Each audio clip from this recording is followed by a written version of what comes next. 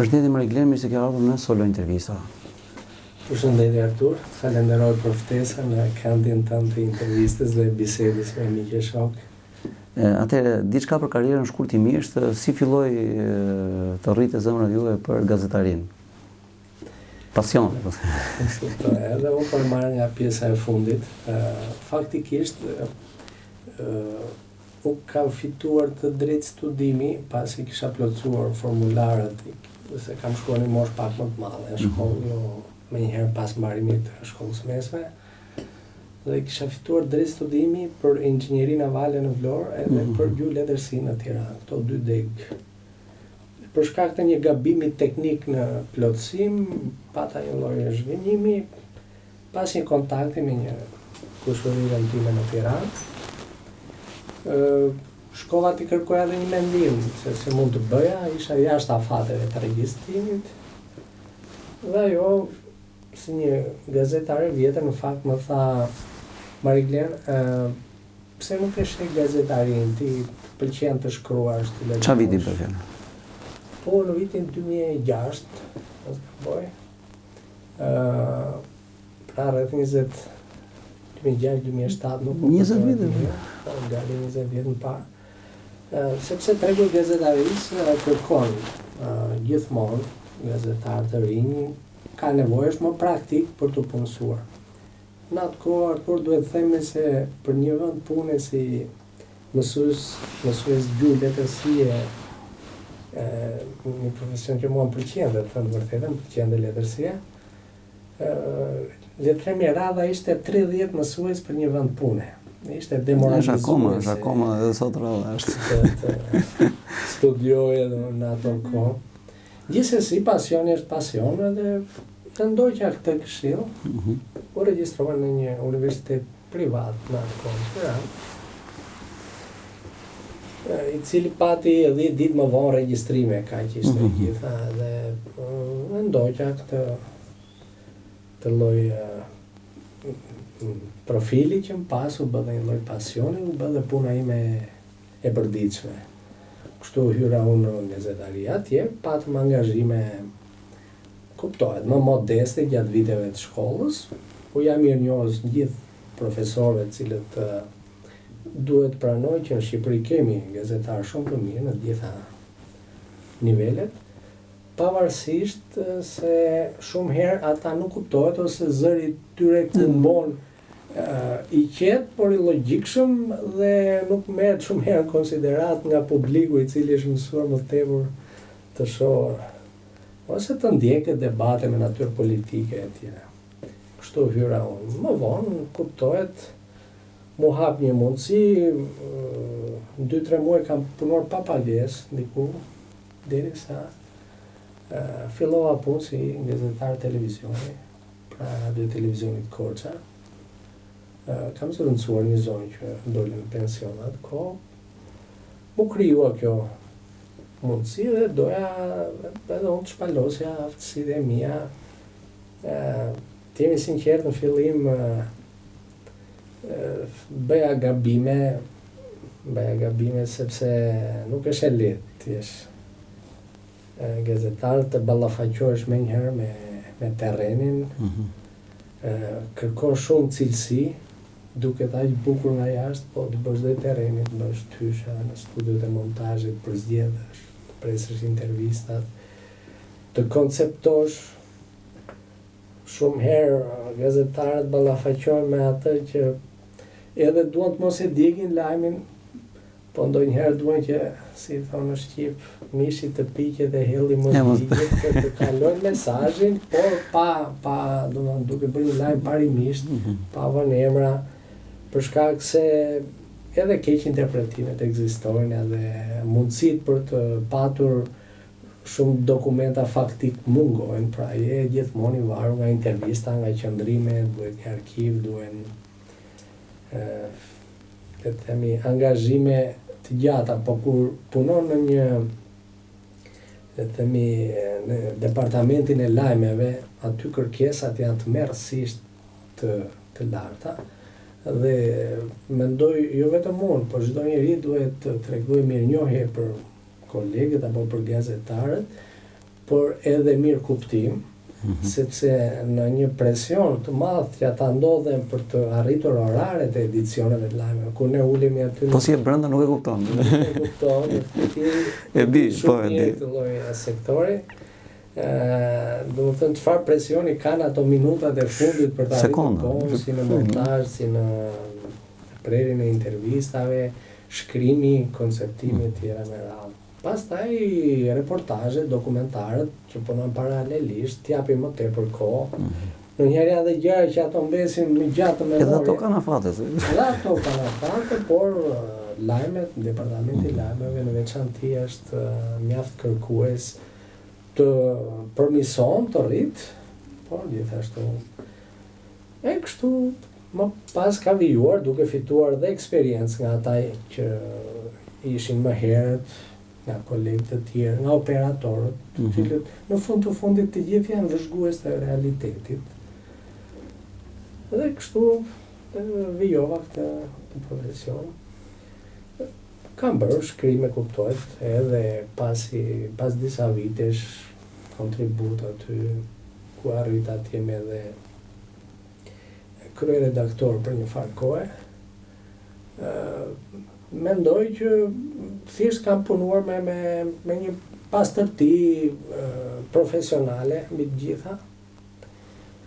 Dhe uroj të kem vënë një gur modest në ato vite që zgjat bashkëpunimi. Se ka një diçka, unë të e them pak me humor. Me shtetin ka një problem, Artur. Nuk ka shumë mirë njohje.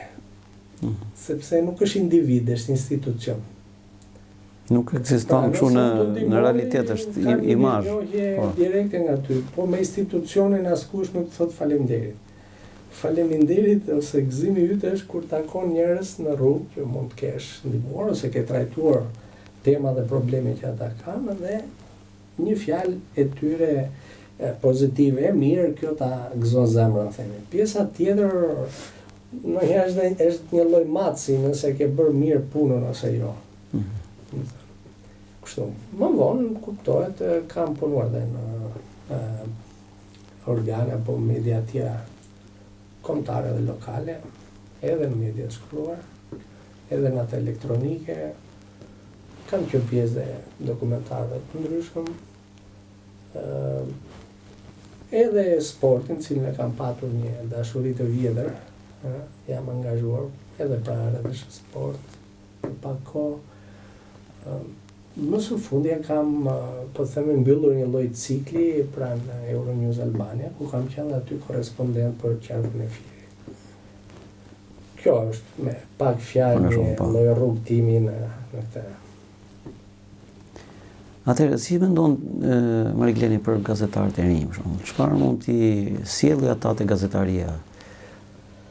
Të rinj, studentët që të vazhdojnë gazetarinë?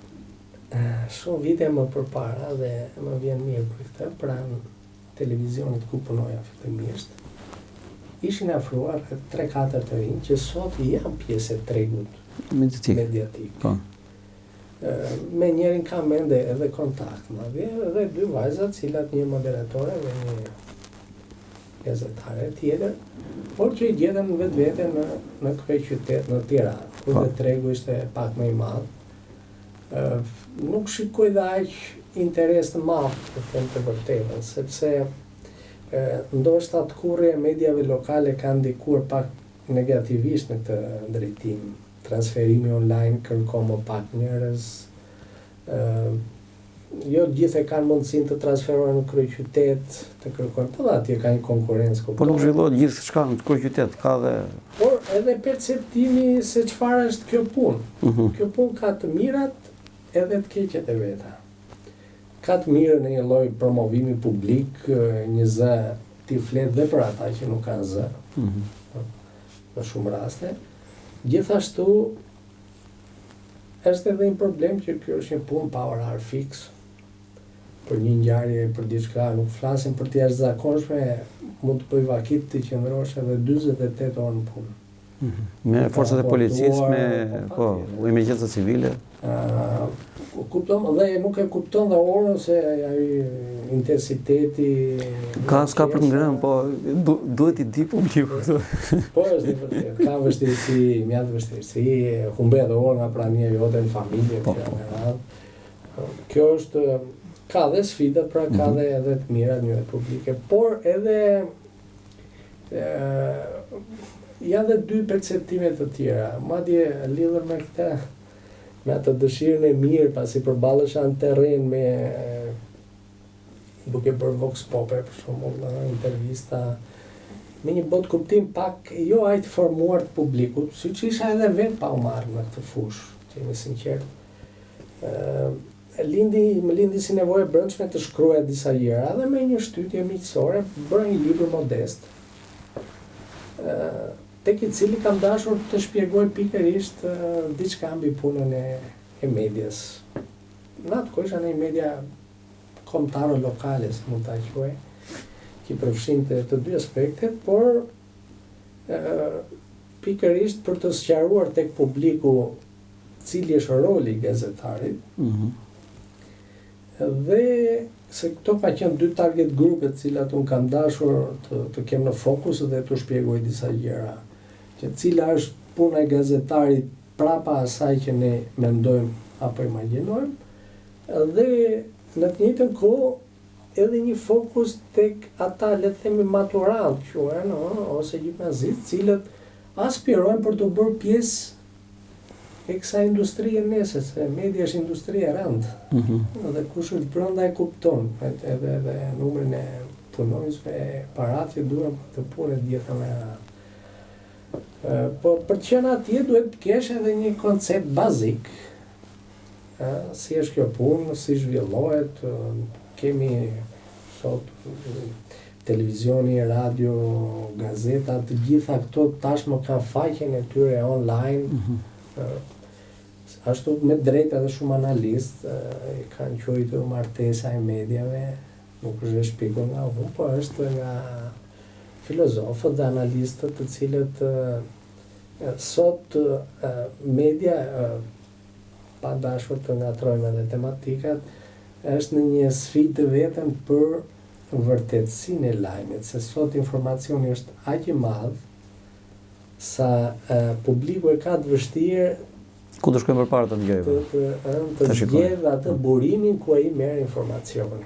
Edhe unë këta do e këshilloja përfitojmë nga kjo intervistë së bashku për ta thënë nga ana ime se sa më serioz është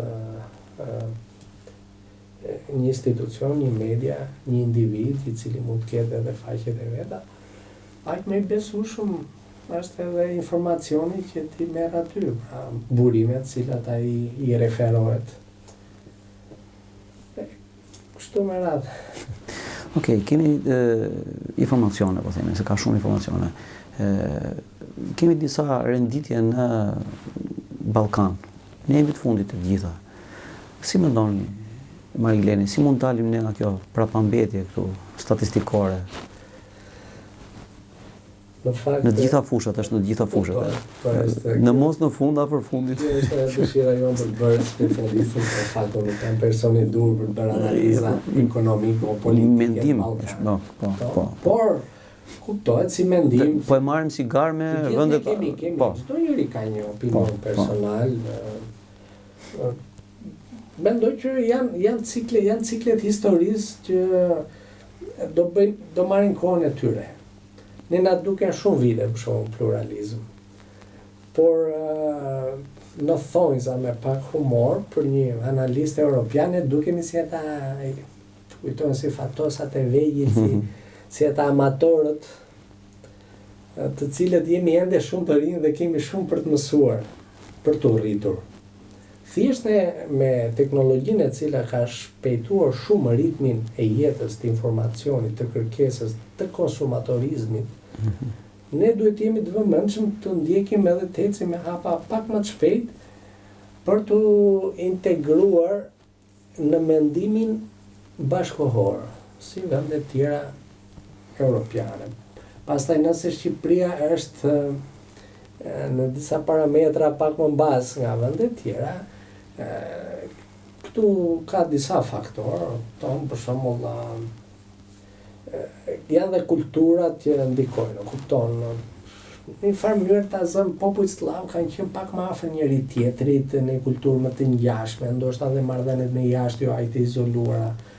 Po shkinjit jugor, për shembull Greqia ka prej vitesh është pjesë e Unionit Evropian me një tjetër zhvillim edhe ekonomik, turistik, kulturor. Ne na mbetet tani për të ashtu si kemi kapur në një formë interesante, ashtu si prezantojmë shumë bukur, për shembull në art. Sot ka këngëtare shqiptare apo nga Kosova, të cilat janë pjesë e skenës botërore, kjo nuk është një gjë që duhet kaluar kaq thjesht. Kjo tregon se me punja del edhe kur t'jepet mundësia, mund të shpalosesh vlera shumë të mira. Dhe mundësitë sot ekzistojnë. Të gjithë mund të japin kontributin e tyre, se ne ndoshta pyetja ishte pak e përgjithshme, po duhet kuptojmë që sot vuajmë nga çështjet mentalitetit, se kemi pësuar transformime rrënjësore në një kohë shumë të shkurtër. Pra, ne nga koha e bicikletave, në rastin më të mirë, se jo të gjithë kishin bicikletë. Po, edhe mund mos e blet dot. Kaluam te 3 fët, që unë e them pak me humor, Fiat, Ford, Ferrari apo Fuoristrada. Po, në të njëjtën mënyrë duhet kalojmë. Jo, ne dy vim nga kuzhineta, nga karroca me kuzhineta te makina sot. Ishte edhe karroca të famshme me kuzhineta. Pra sot të njëjtin gjë duhet bëjmë me këtë ritëm, ta ndjekim edhe te interesimi jon kulturor, te leximi, te media të ndryshme, te formimi, te shkolla, te kurset e ndryshme që duhet ndjekin sa më ri, kuptohet se kanë jetën përpara, fëmijët edhe gjithë grupet. Nuk duhet jemi përjashtues për Arturi ka këtë studio të vogël edhe përpiqet të bëjë për shembull një kontribut vetin, të jap të rris personalitetin e vet publik, edhe këtë s'ta them në prizmin e për të bërë qefin ose në këtë. Por më vjen mirë kur secili vet gurin e vet, ne nuk na gjen pa interes pozitiv. Ajo që dëmton më tepër është ignoranca. Nuk duhet jemi përjashtues, domethënë. Është njësoj sikur në mjekësi, me që unë jam mjek, hipotetikisht, të mos ekzistojnë mjekët e tjerë, pa i mjeku tjetër ndor shpik një mënyrë për të shëruar, pra që nga i nevojshëm. Në gjitha profesionet vlen kjo. Njeriu rrit standardet me racionalizëm atje ku ai jep më mirë. Kështu që gjithë mund të bëjnë diçka, nuk ka asnjë gjë të keqe që mund të vijë nga transparenca, nga diskutimi publik. Atëherë keni një botim, folëm diçka, folët ju pak më përpara për misionin e gazetarisë edhe perceptimin që ka do të ketë publiku. Atëherë janë dy, cili është misioni, si do ta shikojë publiku gazetarin? Tani unë do bëj një sqarim të vogël, kuptohet. Si student ne kemi mësuar në leksione, edhe kjo nuk është e fshehtë, që gazetaria është në të njëjtën kohë profesion edhe mision. Nuk e kupton herët, e kupton më vonë kur edhe duke ecur rrugës ti mbar dy identitete me vete. Atë të banorit të një vendi apo qytetarit në garanci, dhe njëkohësisht të profesionit, i cili është pak vëzhgues edhe me i hollë.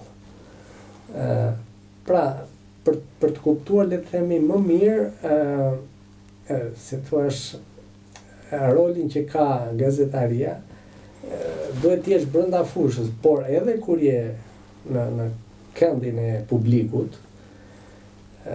duhet kuptuar që misioni fillon aty ku gazetari ndalon së marri thjesht atë rrogën e vet, ta themi, pagesën e vet, vlerësimin e vet nga institucioni, por duke parë një fenomen i cili është shqetësues për komunitetin, për publikun, vendos ta trajtoj atë. Këtu fillon misioni. Se si profesion, ai mund përgatis standardin, po, 2 lajme, 3 lajme, po. Një informacion bazik, të nevojshëm, po jo jetik, të paguar edhe mirupafshim. Në momentin që ai trajton gjëra të cilat prekin shoqërinë, mjedisin, komunitetin e tjera me radhë, këtu ai është edhe në rolin, kuptohet, dhe të gazetarit, por edhe të një misioni shoqëror. Prandaj, por mendoj që duhet të kemi pak më shumë respekt për ata njerëz që e bëjnë këtë punë në të dy profilet, po themi. Se kemi patur raste, Artur, nuk po hym thellë te marrja apo dhënia e informacionit, qoftë nga institucionet apo se ballafaqur edhe me po ta japin, po. Mirë, po. Po vlen edhe një gjë tjetër përmendet që le të themi gazetaria nuk mund të fokusohet vetëm te gjërat, po themi, zyrtare, por tek fenomenet e përsërisë, sepse ata janë parashikues edhe të së nesërmes, janë vëzhgues të hollë të realitetit. Mund mos i marrësh në konsiderat, nuk është e thënë, por se përpunon në logjikën tënde atë informacion të ndihmon, besoj unë. Kështu mendoj. Atëherë, si mendon për politikën në demokraci? Po, kjo është fjallë e madhe dhe këtu tek ne abuzohet shumë këtë pjesë. Nëse e shikoj, se këtu ka dy qëndrime, se cili gjykon politikën në radhë parë si banor, qytetar, taksapagues, së dyti nga pozicioni punës vetë. Pra që kohë edhe unë po t'jem pjesë e një institucioni caktuar, ndoshta nuk jam i lirë të shprehem 100% në mendimet e mira. Por kjo s'do të thotë se njeriu nuk ka një përqasje në bazë të interesit vetë. Kjo ndodhet edhe me politikën.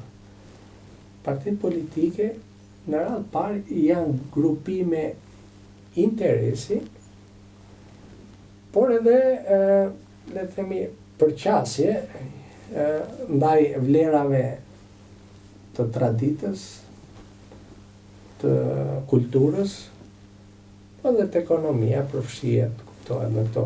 Pra ata kanë X këndvështrim dhe ai grumbull njerëzish që mbështet këtë këndvështrim, këtë teori, të retorik, bëhet pjesë, por në një moment ajo kthehet në një organizat që shikon më së tepërti interesat e antarëve të saj. Kështu që gjithmonë sa më e shëndetshme është një organizat politike, më e shëndetshme është dhe një shoqëri, kuptohet kjo. Për pjesën tjetër, si gazetarët, pastaj gjithmonë duhet të jenë pak ata mund të kenë qëndrime dhe bindje politike, por duhet të jenë gjithmonë një lloj opozite në momentin nëse shkelet e drejta e publikut. Sepse historia na ka mësuar që lindin e vdesin rryma caktuara, ideologji caktuara, parti, nuk është fundi botës. Në fundit nëse ne vim në një sistem një partiak. Unë e bëj kundër pyetje, nëse ne do ishim të gjithë antarët të një partie në një shoqëri, si do quhej këtu? Ne duhet ta pranojmë mendimin ndryshe dhe të rritemi. Dhe kjo njerëzit duhet maten me vlerat që dalin në finale, me produktin. Unë këshuaj që kërë nuk më bën shumë përshtypje të mnaja e përditshme edhe televizioni që bëjnë vetëm analiza, komente politike nga më të ndryshme. Ne duhet shikojmë interesin ton dhe kemi të drejtën njërë në 4 vjetë të vlerësosh me votë, nëse janë realizuar ato pritshmëri, nëse ti jeton mirë ose jo. Për pjesët e tjera nuk pëlqen të përfshirë në një retorik politike pa produktivitet. Më duket që në Shqipëri merremi më shumë se ç'duhet me këtë pjesë. Ky është mendimi im. Atëherë jemi tek edukimi. Nuk po bëjmë krahasime të edukimit si ka qenë përpara si është sot, po vëmë re e kemi të dy. Në klasën tuaj që keni padur, po themi, në shkollë të mesme, aty është shoqëria më e fortë. Sa ka ngelur nga këta në Shqipëri dhe a ka ndikuar ky edukim që kanë marrë atje ku janë? Kjo është një pyetje pak se spontane, sepse nuk kam shumë informacion të detajuar sa mund të jem, por nga kontakte që kam patur me 2-3 shokë, se janë shumë pak, në fakt, madje njërin e kam takuar në Tiranë, edhe 2 i kam takuar që janë të Fier, klasë nga njëjta klasë. Unë kam qenë tek gjimnaziri, për fat keq, unë po thuaj se kam bërë 2 herë gjimnaz, domethënë nuk e kam bërë vitin e 4, nuk e kam përfunduar aty dhe kam bërë 5 vjet të tjera në Greqi. Personalisht, domethënë. Do më shkoj gati 8 vjet, po me që ne po flasim për këtu, më kanë thënë që nga rreth 52, një moment u bëm dhe 54 vet në klasë, më kujtohet ajo banka e fundit ku rinim ku nuk ishte më as bank, po kishin kthyer stolin për të ulur. Ishte mbi ngarkuar klasa në atë kohë. Atje pra, domethënë ne ishim rreth 52, një moment 54 vet, më ka thënë që mund të jemi në Shqipëri 6 deri në 8. Nga kontaktet që ai kishte në rrjetet sociale, ndoshta edhe pak më tepër dhe është e vështirë ti kontaktosh. Ti kontaktosh sepse nuk kanë krijuar familje edhe në vende të tjera ose janë pjesë aktive teknologjisë rrjeteve sociale. Por me gjasa shumë të tjerë që shkruajnë, për shembull, figurojnë jashtë edhe ishte një brez që pati një largim të frikshëm. Edhe unë vetë kam jetuar. Po, në Greqi. Pra 8 vjet, jo vetëm në Greqi, edhe në Itali, edhe në Angli, edhe në Amerikë. Do të thënë, këta gjithë në atë kohë ka të bëjë çfarë prioriteti jep edhe shkollës, sepse një vend varet nga 2 vlera kryesore. A ke mundësi të punësohesh dhe a ke mundësi të krijosh një familje nesër. Këto janë 2 standardet që ndikojnë drejt për drejt në rritjen apo edhe zhdukjen e qyteteve, të jemi realist. Ka pas edhe në Shqipëri qytete teknike në kuptimin që janë bazuar tek një fabrike të caktuar, jetonin mirë njerëzit para që kohë sa kishin punë, kishin gjitha. Në momentin që ata përballen me konkurrencën apo me mungesën e vendit punës, ato kthyen në gati në qendra rurale periferike. Po, kemi modele të gabuara ndonjëherë, mendoj unë, në shoqëri. Është bërë një fenomen. Nuk po i themi cilat janë, po pak a shumë janë këta tipat që e fortë, që ka makina bukura. Sa po punohet nga media për edukimin e publikut, që mos ndjeki këto modelet, që në të ardhmen mund të jenë edhe në burg. Po ndjeki modelet e gazetarit suksesshëm, e mësuesit suksesshëm, profesorit, punëtorit. Unë të them të vërtetën, unë nuk bëj lehtësisht me faj, sepse në fundit ne jemi gjithë publik. Në momentin që ne heqim dorë, edhe ti edhe unë dhe dikush dhe kolegë tanë, ta gazetaria ne ulemi në divan dhe konsumojmë materialin që na pasojnë të tjerët.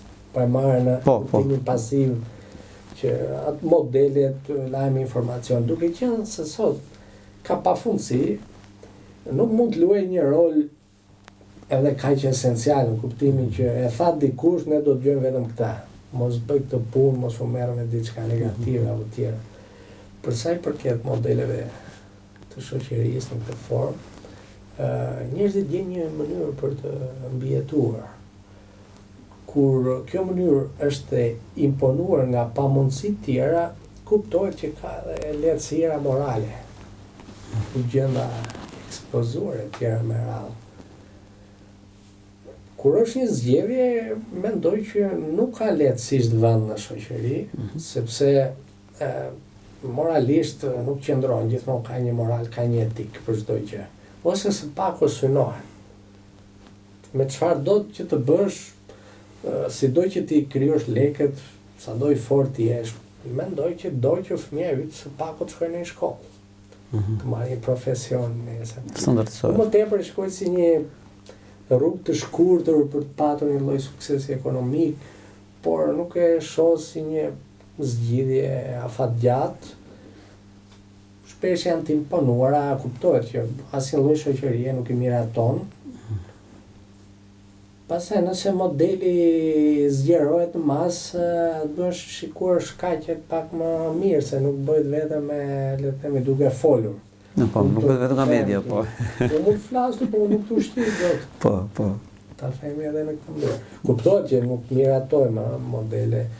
Pastaj modelet nuk kanë bërë vetëm me bullizmin apo me problemet se natyre, por edhe me përqasje se si mund të jesh më i suksesshëm.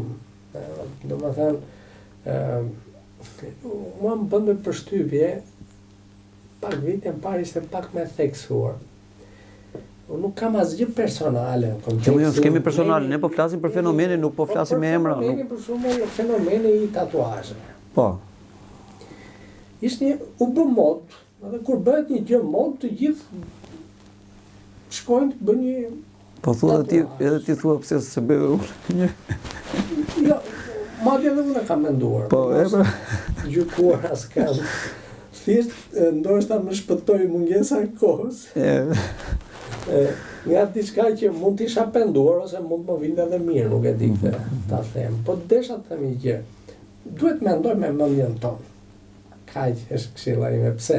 Sepse të paktën kur bën diçka duhet ta dish pse e bën. Të ketë një qëllim, një motiv, një diçka. Se kur bëjmë gjëra të egzageruara, sidomos, thjesht për të ndjekur trendin apo modën, unë kam takuar dhe shumë njerëz që janë bërë pishman për ata. Kështu që çdo gjë në masë ndoshta nuk është keq, kupton. Por gjërat e tepruara, unë mora një shembull për ta parë dhe nga ana e kështu. Ndoshta për shembull, nëse këtu në studio ti do më kritikoj. Sepse influencon ta zëm tek puna. Po nuk ka të bëjë, për shembull kam takuar po e zgjazim pak të për humor, një ish pedagog i cili gjatë verës nuk mund të vishte një bluzë apo një këmish me mangë të shkurtra për shkak të një tatuazhi pak të egzageruar që ai kishte bërë në pjesën e të dy krave, që nuk i përkonte me pozicionin e vet të punës për shkak të një lloji etike. Edhe e thoshte që janë pasoja të rinisë, dakord, por nuk është një lloj ekstremitete, kaq. Nuk kaq është. Po. Atëherë, çfarë mendimi keni për dinjitetin edhe kur humbet ai? Kur humb njeriu atë? Mendoj që të gjithë njerëzit lindin me dinjitetin njerëzor. Po. Ne jemi njerëz, kemi arsye, logjikë, rritemi, marrim një sistem vlerash, edukohemi në familje, shkollë. Dinjiteti njeriu mund të zgjedhë njëherë ta braktis për shkak të rrethanave për të mbijetuar, se mund të ndodhë edhe i detyruar. Po kjo justifikohet? Justifikohet. Po do apo nuk do, varet sa i fortë është presioni. Kuptohet që nëse shumica ruan dinjitetin, ti nuk bie kurrë aq poshtë si shoqëri për ta shitur atë, apo për ta dhënë, apo për ta falur. Mos e patur, po.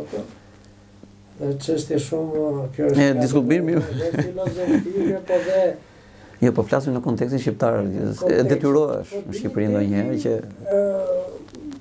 kur bën gjithë ato gjëra që ndoshta edhe vetë njeriu nuk do që ti bëj, po është imponuar nga rrethant. Kur I bën me zgjedhje për shkak të një motivi personal, ajo është më e papranueshme, të themi të vërtetën, sepse ti në gjendje të lirë ndahesh nga diçka që shkon bashkë me njeriu, me qenë njerëzore, pra dinjiteti për të patur një punë, një jetë dinjitoze, për trajtim barabartë, krijuar, për të patur disa drejta, një drejtë shprehje e tjera me radhë. Qofse ti heq vetë këto I dhuron, se nuk të bën përshtypje, është e diskutueshme dhe raporti që ti ke me vlerat njerëzore atëherë.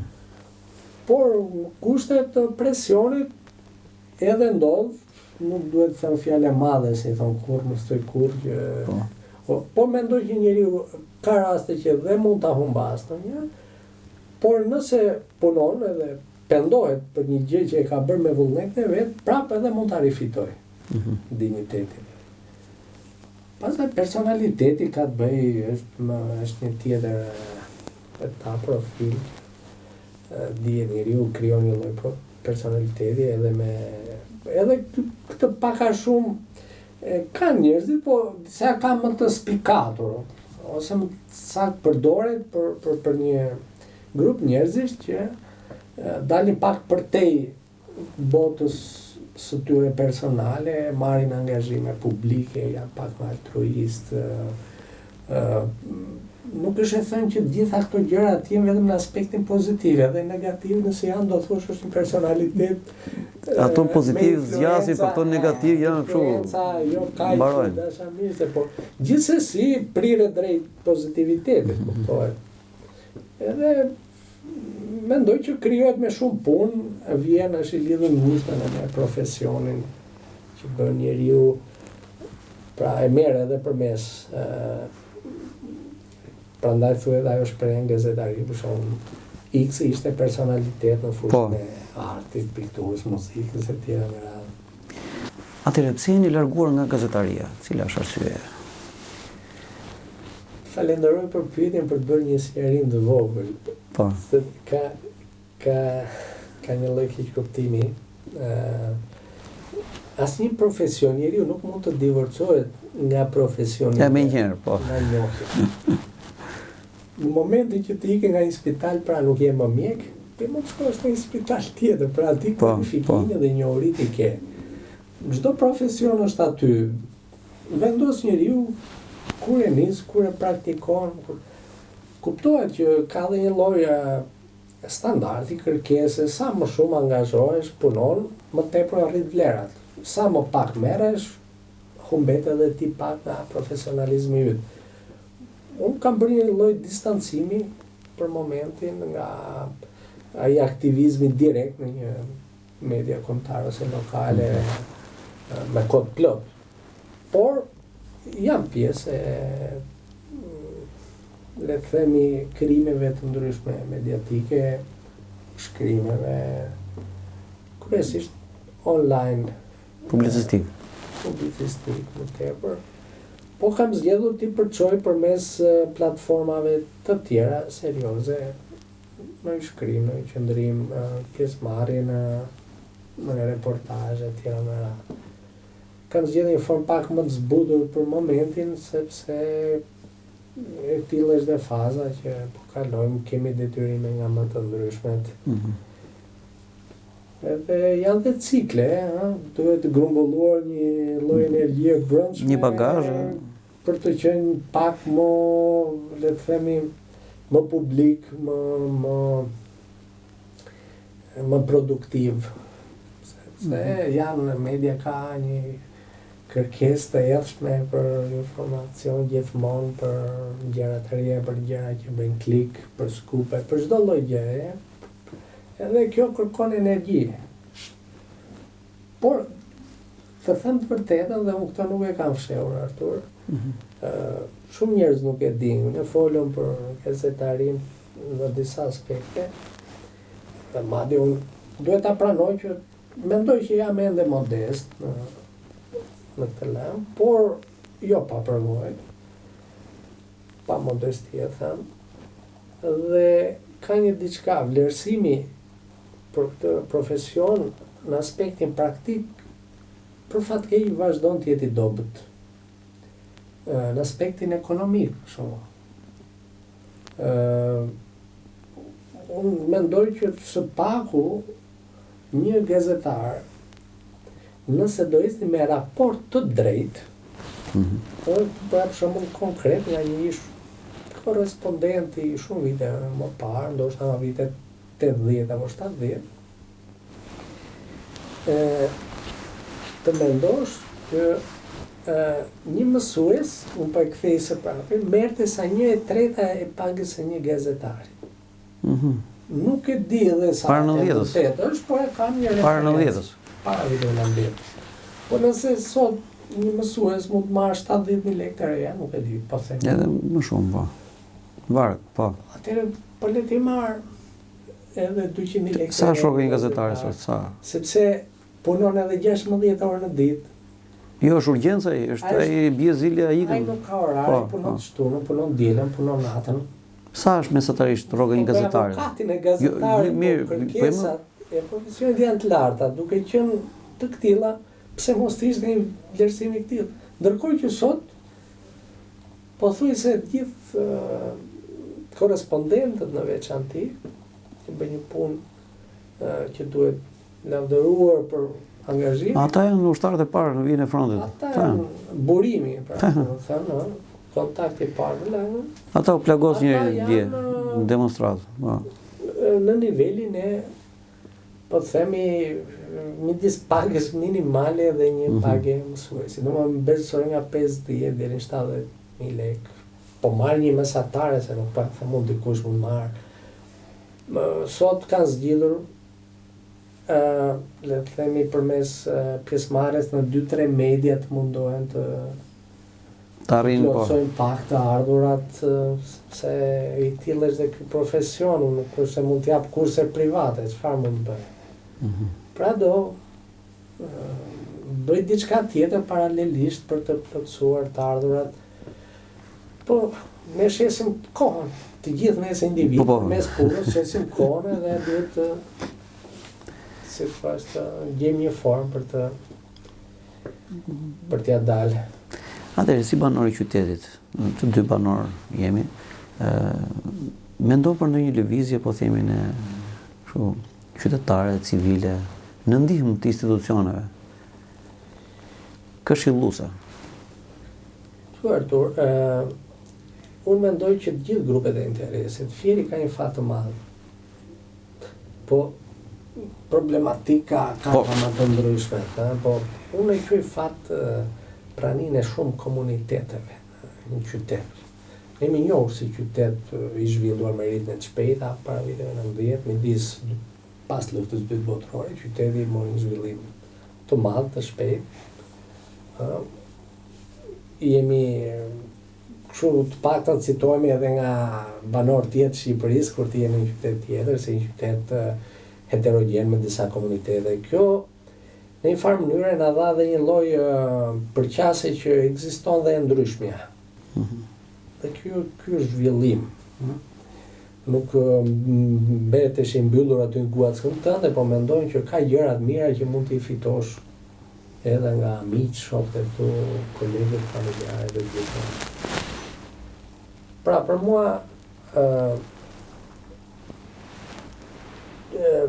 ndihma që mund t'jap jo thjesht një gazetar apo një mësues apo një intelektual, arrin në nivelin e këshillimit, arrin edhe në nivelin e, le të themi, kur është kërkohet ekspertiza jote si profesionist, ti jesh aty dhe pse jo ta japësh edhe gratis disa herë. Nuk ka ndonjë gjë të keqe në këtë pjesë kur të kërkohet një mendim se si mund bëhet diçka. Pastaj, se si institucionet mendojnë të shfrytëzojnë atë pasuri që kanë brenda qytetit tyre, kjo është çështje menaxhimi që u përket institucioneve më madhore, qoftë bashkisë, qoftë prefekturë, gjithë institucioneve që vinë në shkallë piramidale nga lart deri poshtë në qytete. Por mendoj që ashtu si qyteti ynë ka bërë hapa ekonomik të rëndësishëm ndër vite, duke ardhur deri këtu me pluse, me minuse. Gjithmonë konkurenca vjen edhe është pak më e fortë. Është një vend, jo thjesht një kryqëzim rrugësh, po ka dhe resurse mjaftueshme. Ka një vibri detare, ka fush, ka kodra të bukura, ka liqene, ka rezervuar. Gjitha këto gjëra të cilat konsiderohen si një pasuri dhe ka një ekspertizë edhe për sa i përket themi formimit teknologjik dhe gjithë pra arsimimit është një qytet arsimdashës. Në këtë pikë unë gjithmonë ka pëlqyer që Fieri ndoshta nuk është praktike të ketë një universitet, se është një temë që dhe e ka ndeshur, se cili ka mendimin e vet. Po deri tek një fakultet në varësi të një universitet tjetër, kjo edhe mund të arrijë dhe jepte pak lezet më shumë. Në atë fush ku mund të kishte interes, nuk e di, për agronom, për veteriner, vend bujqësor lektoral është, pse jo, për arkeologji, kja Apollonin, kja Byllisin, pse mos kishte diçka në këtë. Por këto janë politikat mëdha që nuk varen nga neve. Gjithsesi, është një sfidë e madhe ama, sepse ky qytet gjithmonë ka qenë një lloj qyteti tranzit për shumë qytetarë tjerë shqiptarë, banorë, treva ndryshme, cilët kanë bërë një lloj stacioni këtu dhe pas kanë lëvizur.